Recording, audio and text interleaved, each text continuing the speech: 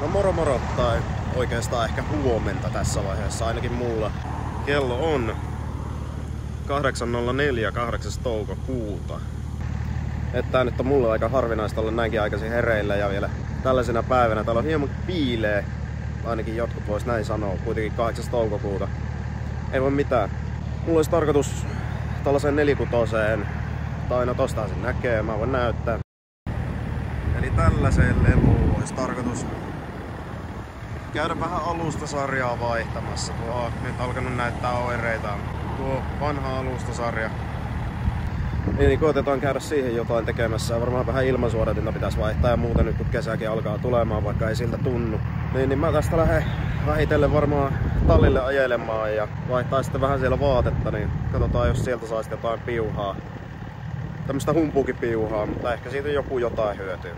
Mutta palataan siellä hallilla sitten.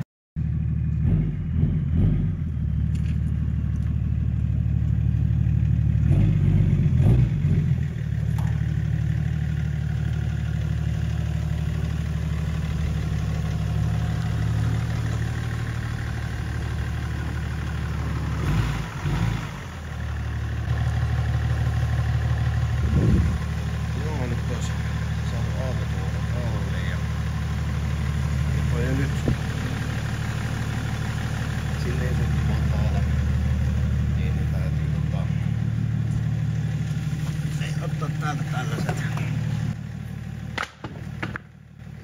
itse tehdyt pukit, että saadaan tuo auto vähän ylös. Laitetaan nyt kerralla sitten autoa siihen kuntoon, ettei tarvitse sitten siirrellä noita pois enää.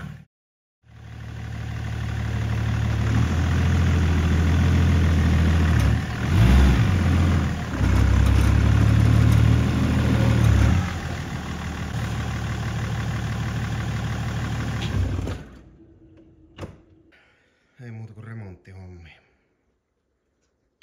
No niin, tässä nyt kun hallille on päästy, niin sanotaan tästä autosta nyt jotain. Eli tää nyt on tämmönen ihan perus 330 dieseli E46 vanhalla M5-seiskalla. Tää nyt on tämmönen käyttöauton harrastesekoitus, mitä näitä nyt, miksi tämmösen voisi luokitella. Ei mitään sen kummempaa, perus manuaali GS5 39 DZ alla. Ja tehtaan M-sportti, Saksa tuonti. Tässä on kaiken näköisiä. On verhoja ja muuta humpuukia. Että ei nyt siis mitenkään erikoinen peli. Saksi SR 765 sarja jollain perusmassalevyllä. Ja semmonen käyttöauto juttuahan tuo mulle periaatteessa ajaa, mutta kun pitää tämmönen tyhmä ihminen olla, niin se on sitten löyty käytännössä niin matalaksi kuin laillisesti saa olla ja pientä hifistelyä siellä sun täällä, mutta sehän nyt kuuluu vähän sitten asiaan taas toisaalta, että ei kai se ihmeempää. Joo, katsotaan mitä nyt sitten pitäisi asennella. Eli tossa nyt edellinen omistaja oli jo laittanut tähän jonkun Maxspeedin se ihan perusalustasarjan, missä on kuitenkin jäykkyyssäätö, mutta se niin sanotusti halvin. Mutta se nyt alkoi oireilee, siellä alkaa etutolpat kolise ja takaiskareista alkaa tulee mehut pihalle, niin ei ole ollut valittamista tuosta sarjasta. Niin löydään toinen tuommoinen. Mutta tämän pitäisi nyt olla, avataanpas tuolta, eipä avatakaan vielä, kun siinähän on vielä teipit päällä. Noin, duulia.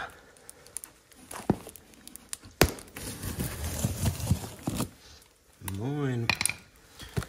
Niin tää nyt ei oo se ihan perinteinen Maxspeed, mitä jengi aina näihin asentelee.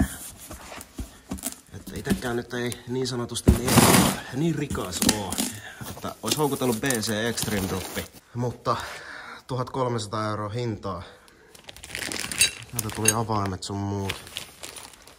1300 € sillä BC:llä, niin kokeillaan nyt sitten tätä vähän parempaa Maxspeedia, eli tää on Maxspeed T7 sarja. Tässä on nyt vähän vahvemmat nää yläpäät, mä voin kohta esitellä vähän enemmän, mutta vähän vahvemmat yläpäät ja sellaista, niin katsotaan minkälainen se nyt sitten on.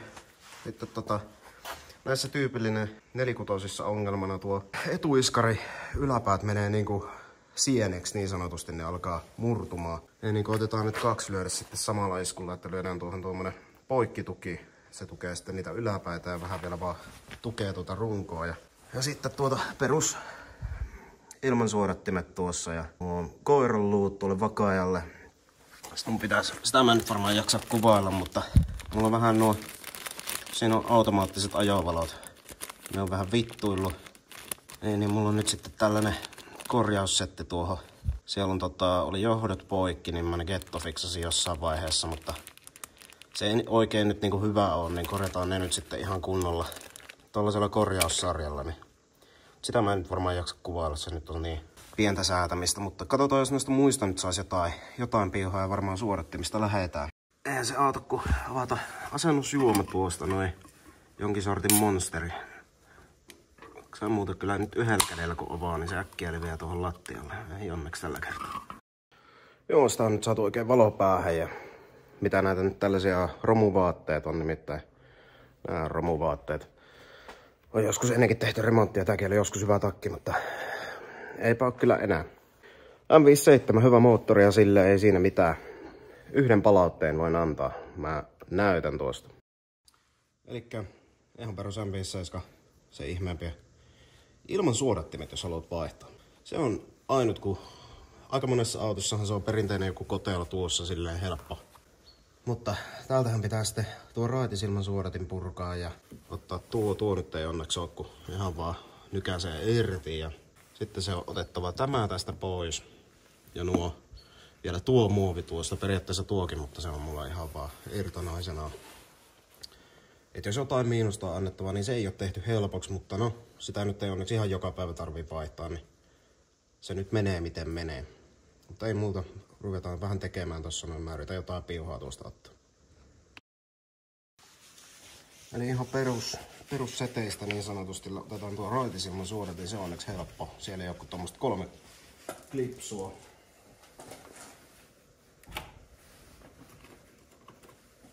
Ne on tommosilla ihme jousivirityksillä.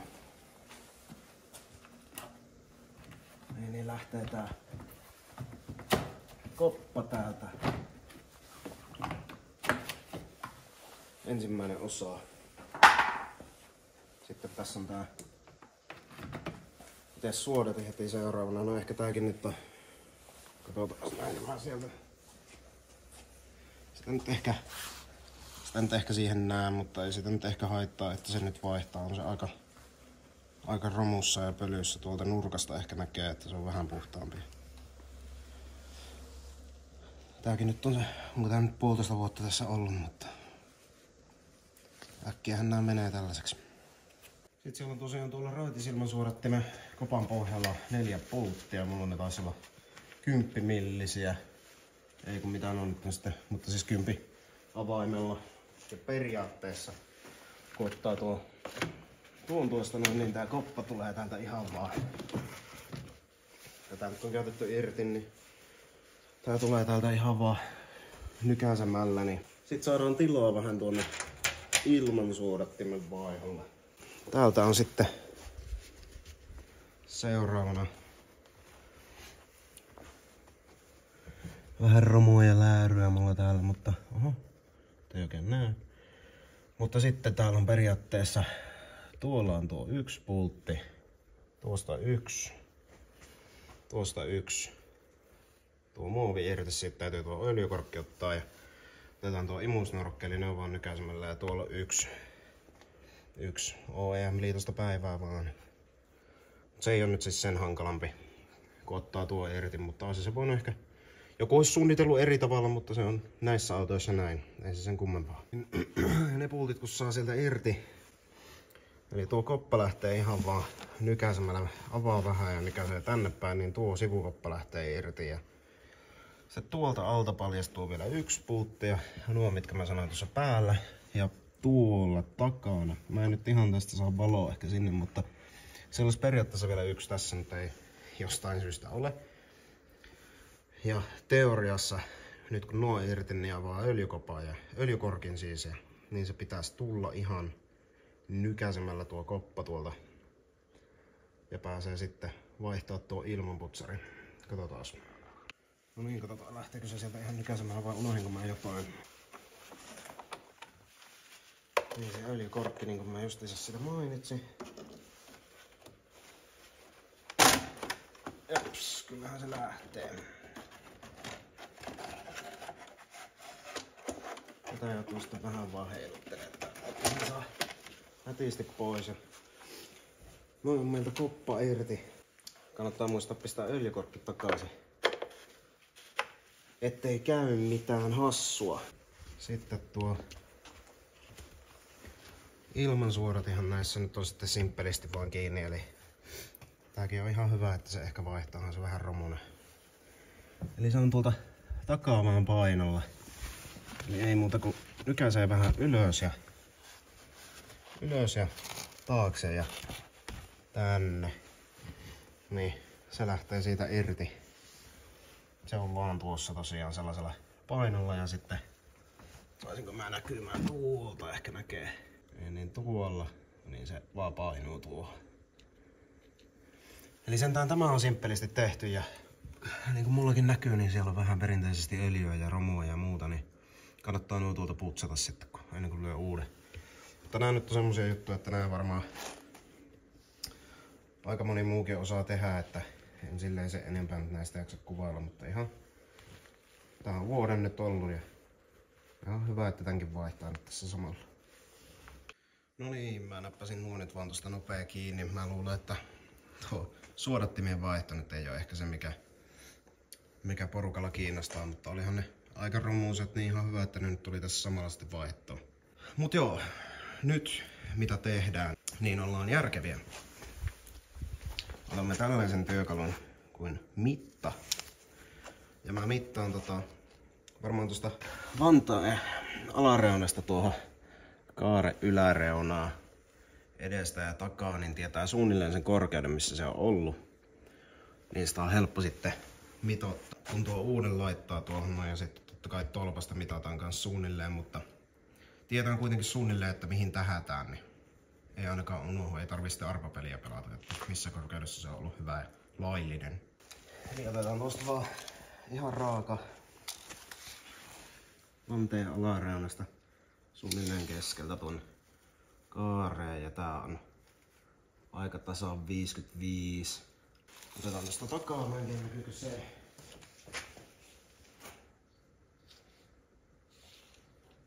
Eli takaa on 55,5 ja edestä oli 55 ja muutama milli. Niin nyt meillä on suunnilleen nuo tiedossa. Niin on sitten helppo tämän jälkeen, kun asentelee tuota uutta, niin vaan katsoo sitä korkeutta. Kampeeria mulla on suunnilleen 4 astetta edessä ja takana. Takana ne on minimissään säädöt ja täältä nyt on pystynyt näissäkin on ollut jo kampeerisäädöt, mutta se täytyy sitten katsoa tuolla uudella kunnolla vielä. Mutta ei mitään, otetaan tunkki tuolta noin ja ruvetaan vähän tunkkailemaan autoa tuosta keulasta. No niin, nyt on vehkeet saatu keulasta ilmaan ja mäkään en tosiaan oikeastaan ikinä ihan hätätilanteessa niin tunkkaa täältä itse helmojen paikoista tuosta kumityynystä, vaan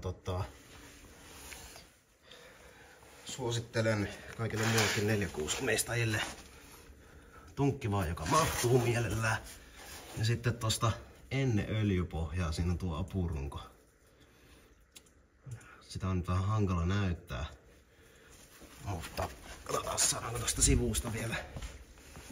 Perinteisesti täällähän on kosteaa täällä 4/6 alla, mutta tuolta, eli tuossa on öljypohja ja niin siitä edestä tuosta apurungosta ja ei mulla nytkään koko painoa ole, mutta aina varulta niin laittaa nuo pukit tuohon, mihin tulee nuo etualatukivarret. Niin niihin täkkää pukit. Niin kuin näkyy, niin ei sekään nyt siinä täydellisesti ole, mutta se on vaan vähän varana siinä. Jakaa tuota painoa. Niin nyt on keula ilmassa. Ruostetta, voi. Renkaat mä pyöräytin jo pikkusen auki tuossa maassa, ei kehtaa ampua pyssyllä. Mullakin on nuo niin sanotusti tuning-mutterit tuolla noin, niin ei kehtaa ihan ampua vaan pyssyllä niitä auki. Niin. No niin, elikkä tärätetään tuo rengas tuosta loppuun irti.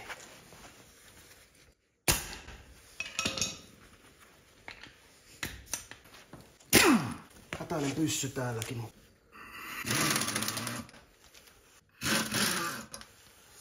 Liian laiska mies vaan ei jaksa ottaa käsi irti. Kerran kun laitteet löytyy, niin käytetään niitä.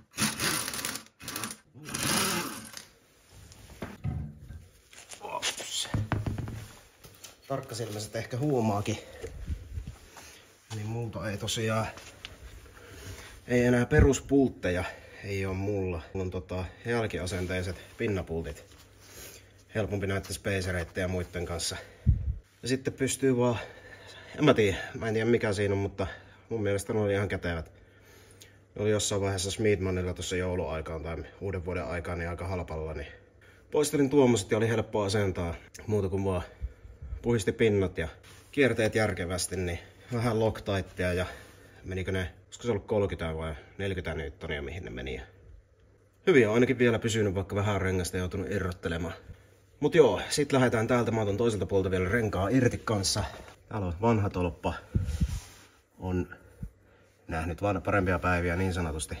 Sitten täytyy täräyttää tuolta koiranluu irti molemmin puoli. Ja mulla nyt on ne toiset, niin pitäisi tuolta alta sitten kanssa vaihtaa. Tuolta ottaa se irti kanssa. Toisella puolella mulla on se valoanturi, niin se pitää sieltä fiksata. No niin, eli se on tosiaan täällä oikean puolen eli apparin puolen renkaan luona, niin se on tuolla piilossa. Eli tuonne tulee, kun on Xenon valot, tehtaan Xenonit, niin siihen tulee tuo tappi tuolta tukivarresta ja tuossa on tuo liitin. Niin mä tuon liittimen nuo johot nyt fiksasin, kun oli tuo korjaussarja. Netistä löytyy aika hyvät. Aikaisemmin joku katsoin, niin löytyi ihan hyvät tiedot siitä, että mitkä piuhat menee mihinkin. Ja tuossa on numeroituna tuossa liittimessä sitten ne päät. Niin se ei ollut se isompi homma, liittimet vaan paikalleen. Ja täältä mä kerkesin kanssa molemmilta puolilta napauttaa tuo yläpuolella ja tuosta koiranluusta irti. Että jos tämän mukaan katsoo, ja niin kuin meinaa itse tehdä, niin voi varoittaa, että kun tästäkin näkee, niin nämä on vaihdettu mulla, mutta ne on aina aika kiinni, niin sanotusti, että siihen kannattaa varautua. Sitten vielä pitäisi muuttaa tuolta alapuolelta sekin irti, mutta mä vähän pahoin pelkää, että tuonkin kanssa saa taas tapella. No niin, nyt olisi pikku ruokatauko pidetty tossa noin ja sain nuo koiranluut tuonne vaihdettua. Ei nyt mikään mahoton, yllättävänkin helposti ne sieltä sitten lähti, kun yläpäät oli aikaisemmin niin jumissa, että mä pelkäsin, että nuo alaltakin olisi ollut. Mutta toista sai vähän lyödä, mutta yllättävän helposti, että ihan vaan räikällä sai irti, ei tarvinnut ruveta millään dremelillä niitä ampumaan sieltä. Elikkä täällä on nyt tällä hetkellä siis kiinni Maxspeedin tuo niin sanotusti perussarja. Eli onko tuo nyt B2? Se on sitä vähän vanhempaa mallia, tästäkin on se uudempi vielä tullut. Mutta on niistä se niin sanotusti parempi, eli tässä on tästä päästä. Niin näissäkin on ollut jo jäykkyyssäätö. Mutta ne on nyt alkanut nuo etutolpat kolisee ja takana tosiaan niin kuin sanoin, niin mehut pääsee iskareista pihalle. Niin kokeillaan nyt sitten näitä vähän uudemman version iskareita. Aika paljon beefimmän näköiset ja tuolla on jo tuo koiranluun paikka oikeasti kiinteästi ja täällä on näkisikö jostain tuolta välistä näkee kunnon kumipehmusteet tuolla alla ja yläpää on aika paljon paremman näköinen, paremmat pallolla on nivelet niin sanotusti tai pitäisi ainakin olla. Vähän jäykemmät, pitäisi olla paremmat nesteet, erilainen valvetus ja isoin miinus mulla on tosta nykyisestä sarjasta ollut se, että siinä on keula ihan ok, se voisi vähän jäykempi olla, mutta siinä on keulassa 8 kilon jouset ja jostain syystä taakse on lyöty 7 kiloiset jouset tuossa halvemmassa Maxspeedin sarjassa. Niin se on perästä aika pehmeä, varsinkin kun haluaa porukkaa yhtään ottaa kyytiin, niin menee äkkiä tosikenttään.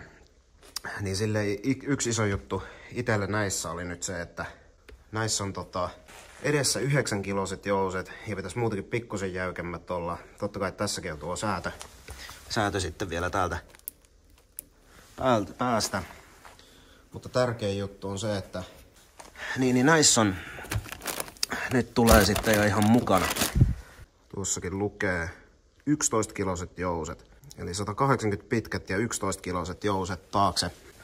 Täällä on kans säätöpalikat ja niistä tulee kans noin kumitehmusteet, niin ei ehkä niin kovaa iskua ois. Takaiskarit on kans vähän paremman näköiset kuin nuo, mitkä tuossa halvemmassa sarjassa on. Näissä on kans säädöt ja muut, niin toivotaan, että tää olisi nyt ihan jees. Katsotaan, kun se saadaan tuohon autoon kiinni, niin sittenhän sen näkee, mutta mitä nyt jotain arvosteluja jostain YouTuben maailmasta näki, niin ihan ok vaikuttaisi olevan, mutta katsotaan, ei se auto kun laittaa kiinni ja ruveta sitten miettimään.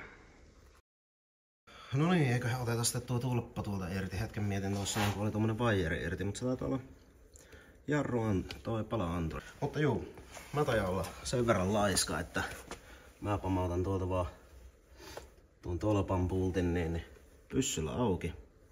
Muistaakseni 18, niin kannattaa ottaa tunkki tuohon hollille, koska sit kun se tuolta halajaa lähteä, jos se tolppa vaikka haluaa tipahtaa sieltä, niin se ei tuu sitten alas tuo koko setti tuolta niin sanotusti.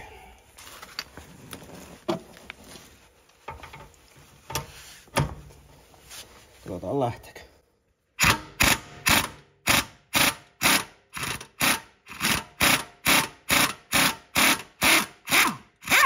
Kyllähän se lähti. Tuommoinen pultti. Hieman sekin on nähnyt kyllä elämää. Sittenhän tuo tolppa ei periaatteessa oo millään muulla kiinni kuin näköjään se sieltä tuleekin jo.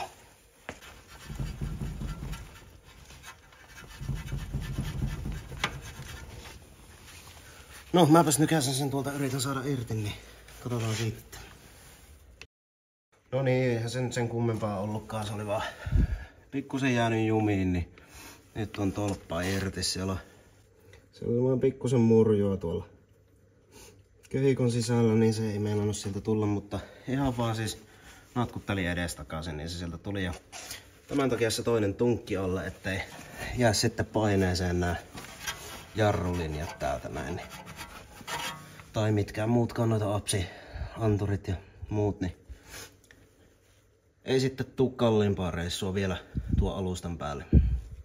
Mutta nythän sitten vaan rullaillaan tuolta nuo 13 millistä irti ja nykästään tolppa irti tuolta noin.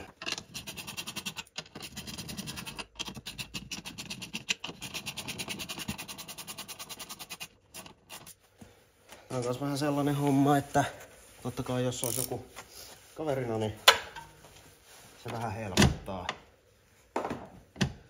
Mutta ihan hyvin nää saa tälleen itekseenkin.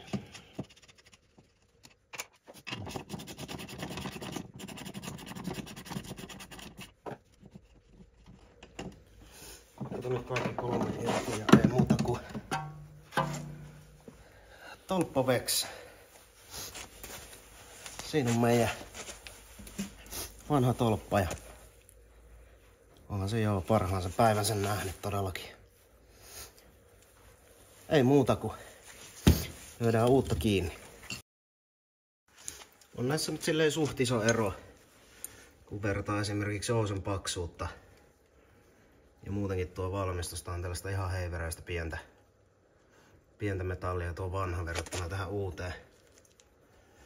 Mutta mä katson tosta vielä vanhasta tolpasta ylältä alas mitaa. Saadaan tuon suunnilleen siihen ja lyödään kiinni. Yksi asia on varsinkin näissä halvemmissa, ja suosittelen ihan yhtä lailla jostain BC:stä, en muista katsomaan, niin on se, että tää ylähattu on tarpeeksi kireellä.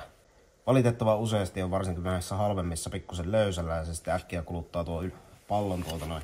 Tääkin nyt on ainut ikävä, että tässä on joku, mikäköhän koko tässä on, tyyliin 21 ja 9. Tuolla toisella puolella tai takana on 17 ja 8, niin sinne on helppo, mutta tänne eteen on vähän härö koko. Mutta tääkin on niin simppeli, että tuosta kiinni ja nääkin oli aivan löysällä. Eli todellakin kannatti taas tsekata tää. Se on ikävä seksi, että kolistaa ajossa ja se tosiaan kuluttaa ton pallon sitten äkkiä tuolta pilalle. Niin nää kannattaa tsiikata. Nää ei tosiaan tarvii sit niinku olla niinku silleen hullun kireellä. Mutta kireellä. Tää on varmaan siinä aika hyvä. Et se ei oo sen kummempaa. Ihan vaan kattoo ton tosta noin, että se on oikeesti tarpeeksi kireellä, niin ei sitten harmita, kun ne alkaa kolistaa ja kuluu tuo pallo tuolta noin ja ne on äkkiä pilalla. Et mä teen tuon nyt noihin kaikkiin nopeasti. Tarkistan näissä luki ohjekirjassa, että preloadi pitäisi olla asetettuna. Mutta mä ite katon sen nyt ihan varmuuden vuoksi, ei tarvitse sitäkään miettiä. Niin mä kiristelen nuo ja katsotaan se preloadi sitten. Niissä olikin silleen ihan hassusti, että ne oli ihan kunnossa. Kaikki paitsi tuo yksi, mistä mä näytin. Et tuo ja takaiskarit oli ihan tiukalla. Mutta sitten tosiaan tuo preloadi, sekin on, no minäkään näissä en mikään mestari oo. En todellakaan. Mutta silleen suht simppeli sekin. Että otetaan tosta toi auki toi itse jousilautanen, mistä sitten ei tosiaan ollenkaan. Eli tätähän sitten kun korkeutta säädetään, niin tähänhän ei kosketa.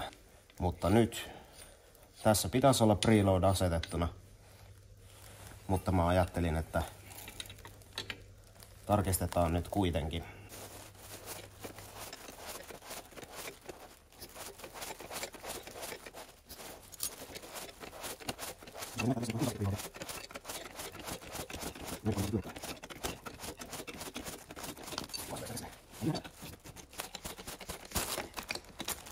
No niin, nyt se varmaan alkaa pyörimään tossa käsin. Kyllä. Eli mä en tiedä miten mä näytän. Ehkä tosta alalta näkee ja kuulee. Eli jousi ei saa olla löysällä näin. Preloadi on periaatteessa niinkin simppeli ennen kuin sitten rupeaa hifistelemään, että lyö tuon tuosta silleen käsin, ettei sitä oikein saa enää siitä kiristeltyä. No siinä. Niin nyt jousi ei liiku. Lyödään tuo tuolta kiinni. Se ei nyt tarvii ihan niinku kiinni olla. Mutta näin.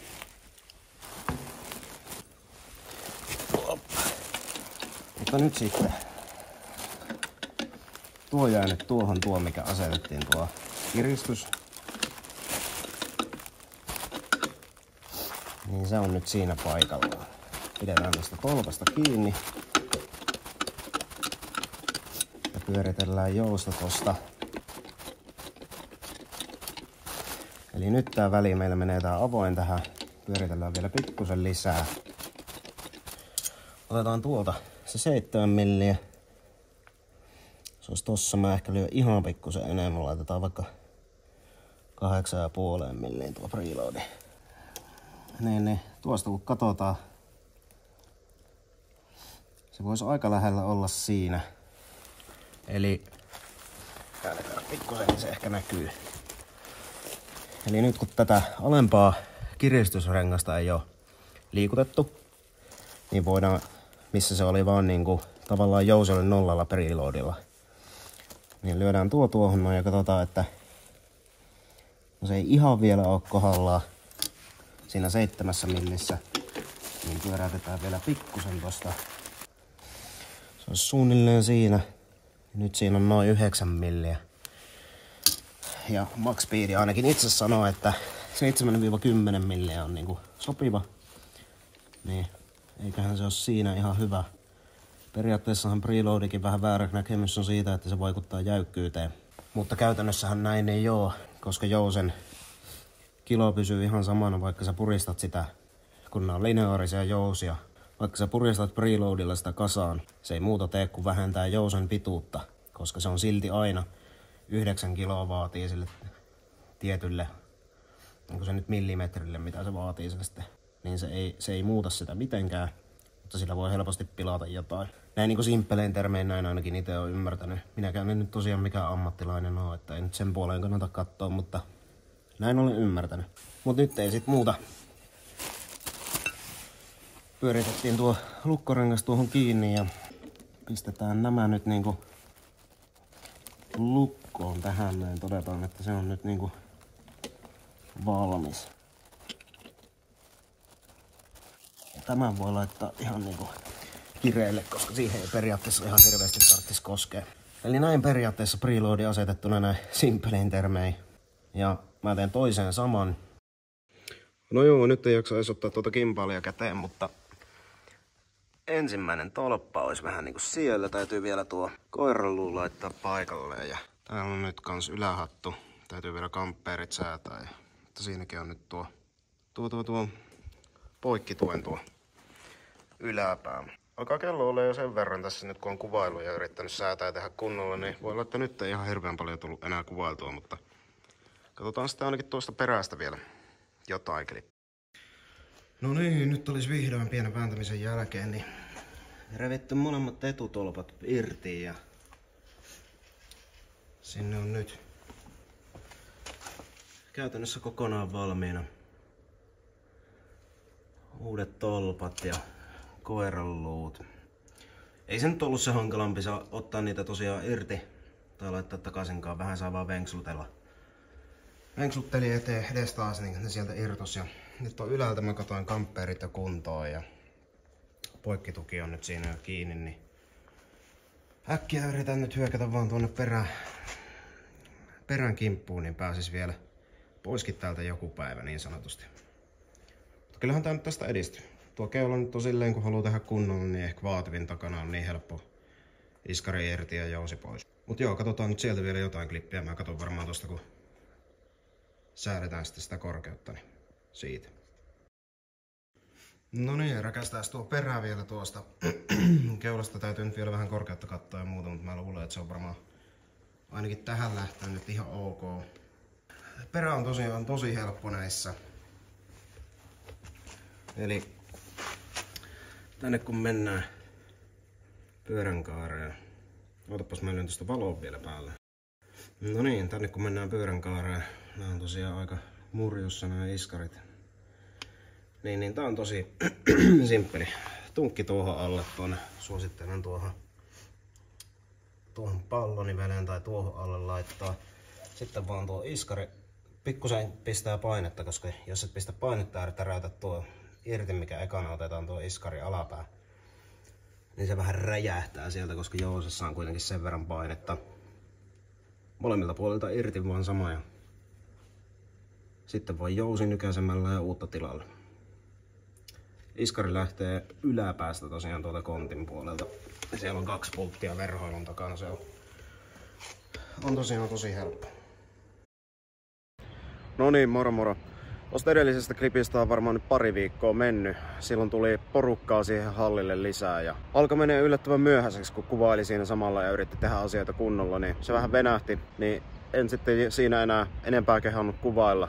Se perä nyt tosiaan niin kuin näkyykin, niin se on oikeasti tosi helppo. Että sieltä on vaan iskarin pultti irti ja vähän vääntää jousilautasta alas ja yläpää. Ja ottaa jousun pois ja iskarin yläpäästä vaan 2 pultilla irti tuolta kontin verhoilun takaa. Niin se ei ole hankala. Mut nyt on tosiaan se pari viikkoa kun on mennyt, niin mä vielä tuota alustaa pikkusen tuossa edestä varsinkin säätelin. Nyt se on aika hyvin korkeudessaan. Ja mitä nyt tästä voi sanoa, niin ekat tuntumat ihan jees. Ei mitään valittamista. Mut mä näytän vähän tuota korkeutta tosta. Niin. No niin, eli tollanen siitä nyt sitten tuli. Eipä siinä paljon mikään on muuttunut verrattuna siihen, mistä lähettiin.